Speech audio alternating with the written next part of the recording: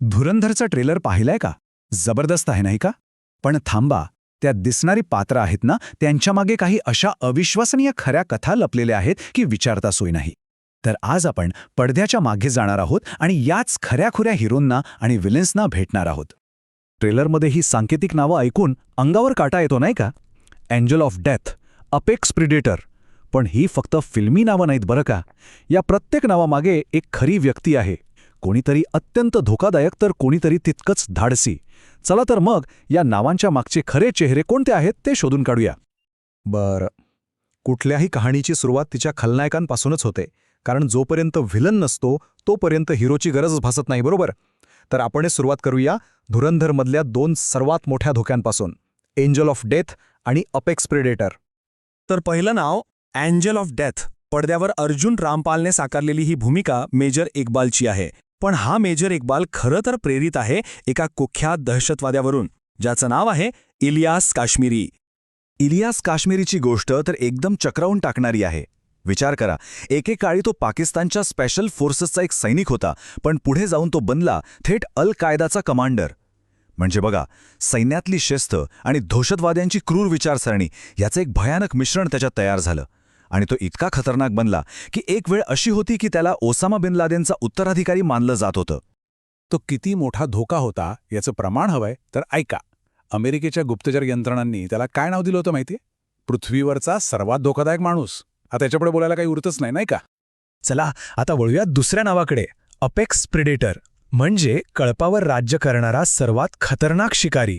आणि या नावामागे आहे कराचीचा एक अत्यंत क्रूर गँगस्टर, रहमान डकैत. ट्रेलरमध्ये अक्षय खन्नाचा एक डायलॉग आहे बघा. तो म्हणतो की रहमानच्या हातून मरणं म्हणजे कसाईनुमा मौत. खरं तर हे एकच वाक्य त्याची क्रूरता काय होती हे सांगायला पुरेसं आहे.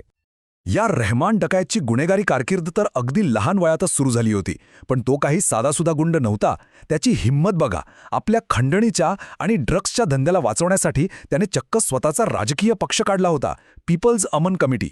पण म्हणतात ना, पापाचा घडा एक दिवस भरतोच. त्याचा शेवट पोलीस एन्काउंटरमध्येच झाला. बरं, जिथे एवढे मोठे गुन्हेगार आणि दहशतवादी धुमाकूळ घालत होते, तिथे त्यांना रोखण्यासाठी कोणीतरी तसाच तगडा माणूस हवाच, नाही का? तर मग आता भेटूया कराचीच्या त्या जिन्नला, जो या सगळ्यांच्या विरोधात एकटा पहाडासारखा उभा राहिला. चित्रपटात संजय दत्त यांनी साकारलेलं पात्र आहे SP चौधरी असलम. आणि हे पात्र ज्या खऱ्याखुऱ्या धाडसी पोलीस अधिकाऱ्यावर आधारित आहे, त्यांचं नाव आहे चौधरी असलम खान. चौधरी असलम खान यांची ओळख होती पाकिस्तानातील सर्वात खतरनाक एन्काउंटर स्पेशलिस्ट म्हणून. आता एन्काउंटर स्पेशलिस्ट म्हणजे काय? तर असा पोलीस अधिकारी जो गुन्हेगारांचा कोर्टात नाही तर थेट रस्त्यावरच हिशोब चुकता करायचा. आणि असलम यांनी तर कितीतरी गँगस्टर्स आणि दहशतवाद्यांचा असाच निकाल लावला होता. आणि ऐका, यातली सगळ्यात इंटरेस्टिंग गोष्ट काय माहितीये?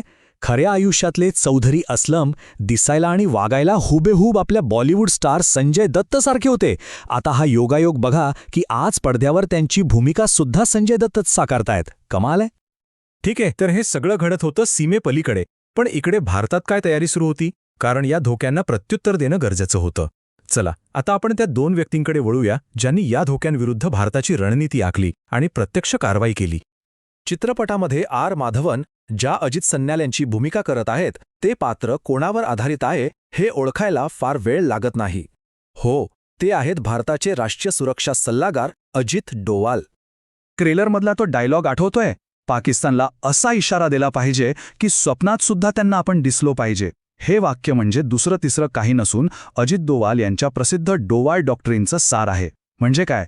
तर फक्त डिफेन्स नाही, आता थेट घरात घुसून मारण्याची तयारी. पण एक प्रश्न आहे, एखादा देश जमिनीवर प्रत्युत्तर देतो म्हणजे नक्की काय करतो? आणि दहशतवाद्यांना मारण्यासाठी एखादा सैनिक स्वतः दहशतवादी कसा बनू शकतो? हेच प्रश्न आपल्याला शेवटच्या आणि सगळ्यात महत्त्वाच्या सांकेतिक नावाकडे घेऊन जातात, रॅथ ऑफ गॉड. आणि याच प्रश्नांच्या उत्तरात दडली आहे त्याच्या एका अविस्मरणीय गुप्त मोहिमेची कथा. तर मग कोण आहे हा रॅथ ऑफ गॉड? चला तर मग या शेवटच्या भागात आपण या नावामागची एका खऱ्या भारतीय सैनिकाची अविश्वसनीय आणि तितकीच धाडसी शौर्यगाथा पाहूया. या नावामागे आहेत मेजर मोहित शर्मा. आणि त्यांची मोहीम तर कुठल्याही सिनेमाला लाजवेल अशी आहे. ऑपरेशनचं नाव होतं इफ्तिखार भट. त्यांनी स्वतःची ओळख पूर्णपणे पुसून टाकली. ते बनले इफ्तिखार भट. एक असा तरुण ज्याच्या भावाला भारतीय सैन्याने मारलंय आणि त्याला आता फक्त बदला हवाय. या बनावट ओळखीनं त्यांनी हिजबुलच्या 2 मोठ्या दहशतवाद्यांपर्यंत मजल मारली, त्यांचा विश्वास जिंकला आणि मग अगदी योग्य वेळी त्यांच्याच घरात, त्यांच्याच कॅम्पमध्ये घुसून त्या दोघांचाही खात्मा केला. शत्रूच्या प्रदेशात एकट्याने घुसून केलेल्या या धाडसी कामगिरीसाठी त्यांना शौर्य पदक देऊन गौरवण्यात आलं.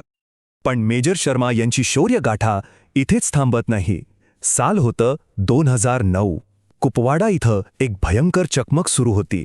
या चकमकीत गंभीर जखमी होऊनही हा वाघ मागे हटला नाही. त्यांनी आधी आपल्या 2 साथीदारांना वाचवलं, अनेक दहशतवाद्यांना यमसदनी धाडलं आणि मगच देशासाठी आपलं सर्वोच्च बलिदान दिलं.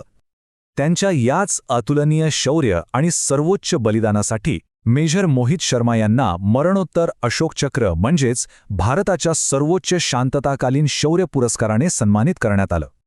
या सगळ्या खऱ्या कथा ऐकल्यानंतर मनात एक प्रश्न येतो की जेव्हा खरं आयुष्यच इतकं नाट्यमय, इतकं शौर्याने भरलेलं आणि इतकं सिनेमॅटिक असतं, तेव्हा धुरंधर सारख्या सिनेमांची नेमकी भूमिका काय असते? खरंच विचार करण्यासारखी गोष्ट आहे, नाही का?